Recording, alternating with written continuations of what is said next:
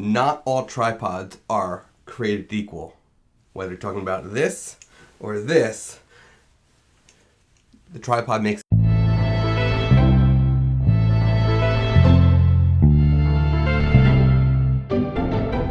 Hey, this is Scott Wyden-Kivowitz, and in this video I want to talk to you about three-legged things.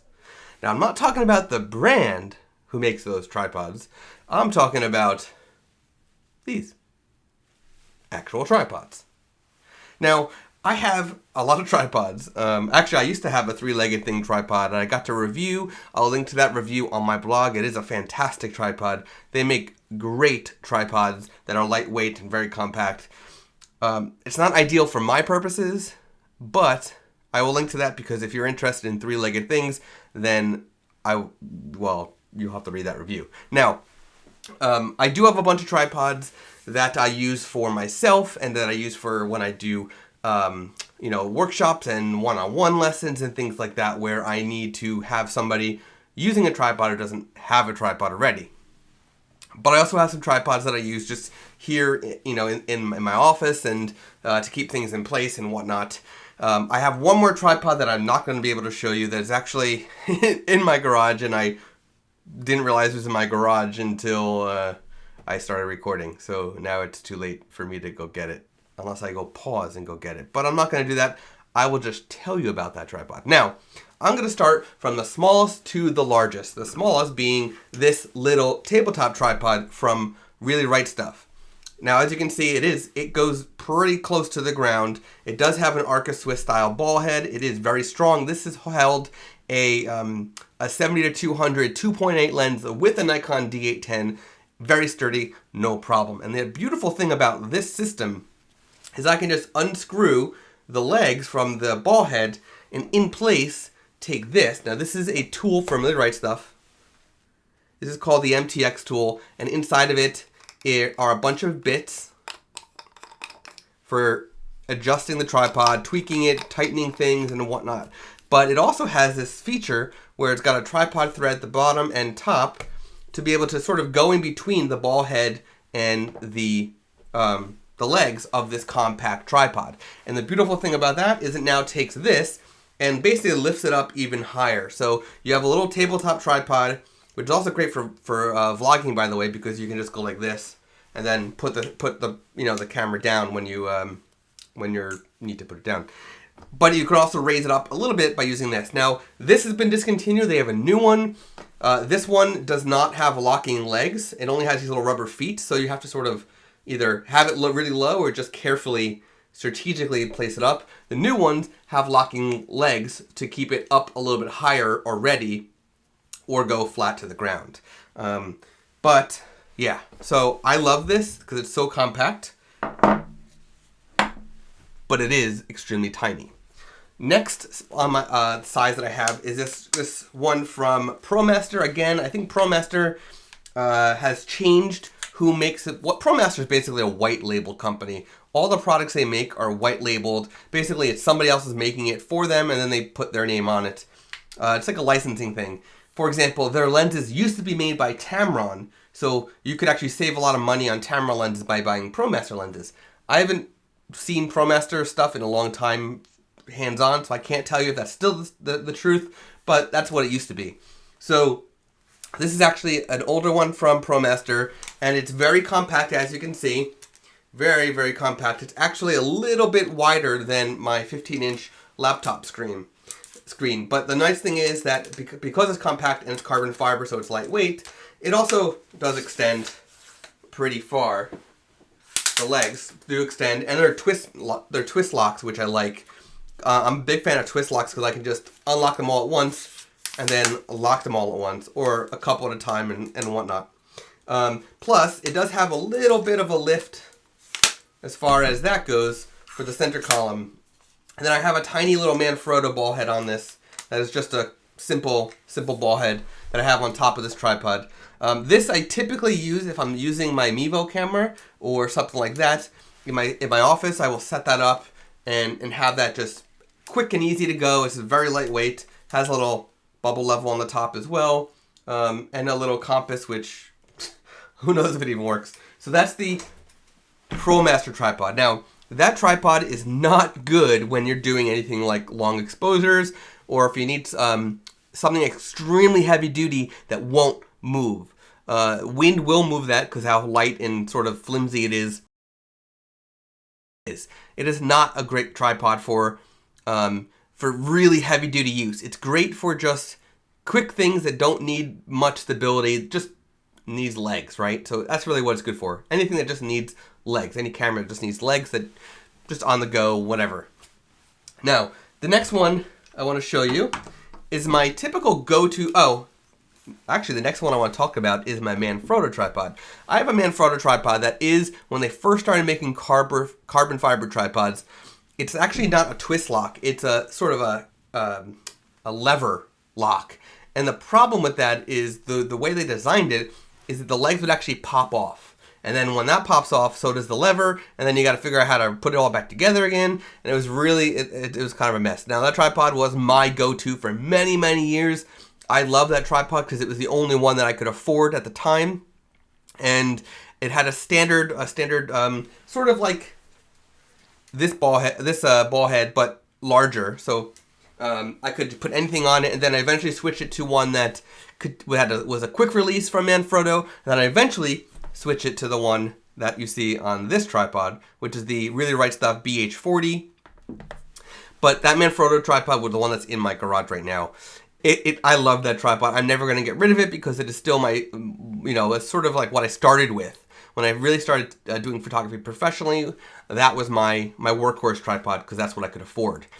Now, the tripod, it's seen, it got pretty tall. It's probably the same size as the next tripod I'm going to show you, but it was heavier because the materials they used were not as good as the Really Right Stuff materials. It was also sort of when carbon fiber first started coming out for tripods, and it was kind of flimsy. The legs were extremely thin. I'd say the legs were probably like that. Probably the same as the ProMaster legs, very, very thin. Let me show you. That's pretty thin, right? So the Manfrotto tripod was nice, but wasn't ideal, okay? And it was, but again, very basic. So if you just needed legs and needed to go, and I did use it for long exposures, I did use it for products, I did use it for portraits. It was a great workhorse tripod. But then I was able to afford Really Right Stuff, and now the first Really Right Stuff tripod is the second one I've owned, because I'm going by size. Like, remember, I'm going by smallest to large. So the first one I owned was actually quite larger, but I'm going to show you that after this next one. So the next one I want to show you is this. This is the TQ14, I think. From Really Right Stuff, I think that's the model. I'll link to it. I'm going to link to my photography gear in the description of the video, so you can check that out. But anyway, so this is it's very compact, very lightweight. It does have a center column. As you can see, there's a center column here with a hook that unscrews, so you can actually tuck some emergency documents in there if you needed to, but you can hang some stuff from here. Again, all tripods with center columns do have some sort of hook. Even the little ProMaster one has one. Obviously, this will not. So anyway, now it does have these quick pull tabs to make your leg go completely flat, so I can go pretty low to the ground as far as that goes, but then you have the center column that has to go up. And then it also has a twist lock here for the center column. Now this twist lock is kind of what holds it extremely steady when you're using the center column. Put that back down. Now, the next thing is the ball head. Now this is what I had on my Manfrotto. This is the most popular ball head sold by Really Right Stuff. Standard size ball head, very, very fluid. You can control, locking in place. You can control being able to twist. So I can just twist for panos, stuff like that. And you can control how smooth the ball head is with this little dial. And then I have this sort of L clamp here for actually clamping it. Now, the one thing I would switch, now this is Arca Swiss, mind you, so this is universal Arca Swiss. The one thing I would do if I was to buy a ball head again, which eventually I will when this eventually goes, is I wouldn't do this lock. I would do the Pro style, which is this big dial, because what I find is quite often is this, you can see how the shape of this, quite often I will not be able to go a certain direction and then be able to unlock or lock. I'll hit something just gets in the way. So eventually, when this ball head goes, I'm going to be switching to the different style for the lock and unlock lever. But this is my go-to. This is what I travel with now. As you can see, I got my sticker on there, a little bit of identification in there. And I can take off these feet, and I can put on spikes. I can put on spikes for like sand. I can put on spikes for ice. I can change the feet. So I actually have different feet that I don't leave them on while I'm traveling. I bring them with me and pack them, and then switch it when I get to my location. Where basically it's made by Gitsu that actually work on my really right stuff tripods as well. Basically the feet are rubber, but then you can take off the rubber, and there's a spike for dirt and sand and stuff right inside. So it's sort of a 2-in-1. And I use that on both of my really right stuff tripods.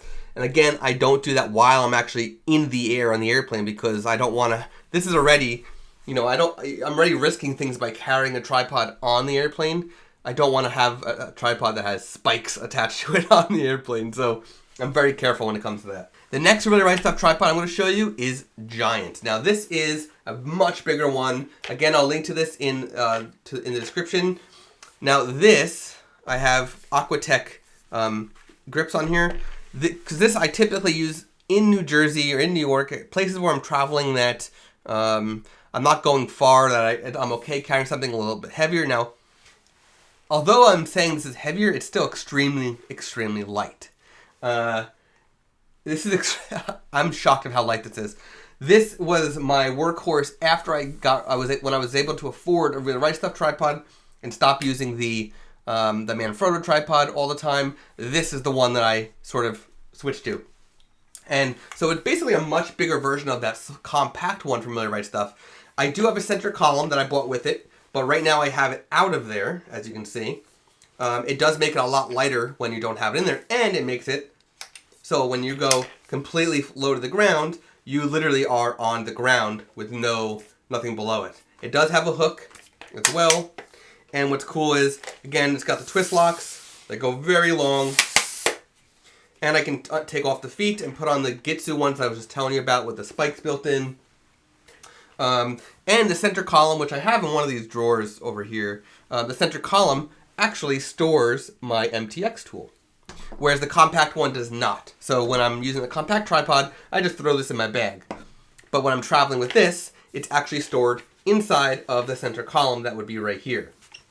So this tripod, I think with a center column, I can go well over 7 feet tall. And I have used it at full length. The place where I used it the most that long was Acadia National Park, when there's a lot of rocks below me and I needed to stabilize in different ways. So that is this one. And I love that tripod still, but it's not as practical to travel with when you're going on a flight. That's what makes it trickier. So those are all my tripods. I do want to show you one more, but it's not one that I actually use. This is a Kodak tripod, I believe. Yeah, so this is a Kodak tripod, and there's no date on it, but it was the 20th product that Kodak made. So obviously they made a bunch of film, and they made some cameras and whatnot, but so I can't even put it down because it's got these really sharp spikes on the bottom. This is a telescoping, so you would actually grab these spikes and pull, and it's sort of like if you know, like teachers used to use these pointers that would extend and you would point to a wall. Basically, that's this. It's telescoping, but look how compact it is. I eventually am going to turn this into a lamp. If I can get these extended smoothly and then get it to stay, I'm gonna put a lamp on here and sort of make it really nice. But eBay. So those are all the tripods that I have. I do have others like a Gorilla Pod and little ones like that. But really, these are the ones that I'm using all the time, except for the Kodak tripod. And yeah. So if you have any questions about tripods, let me know in the comments below. Otherwise, not all tripods are created equal. You can't use them all for everything. I'm not going to use the little ProMaster one for anything professional. I'm okay using it here in the office for just holding a camera when there's no motion or no wind. But, and then, you know, the big ones, they're fantastic for so many things. They're not ideal for traveling with. So, not all tripods are created equal. They all have their purposes. Really, every photographer should have their go-to tripod, a lightweight, cheaper tripod, and then hopefully a tabletop tripod, because that'll come in handy. But if you don't want to have many tripods like that, get one that does everything that you need in one shot. Companies like Three-Legged Thing and Manfrotto and others like that are making very inexpensive tripods that are extremely compact, extremely light, and extremely travel-friendly and durable. But again, those ones with the really thin legs may not be good if you're doing things like long exposures or you're in places where there are heavy winds. But they're there for you. So think about it. And again, let me know if you have any questions and be sure to subscribe.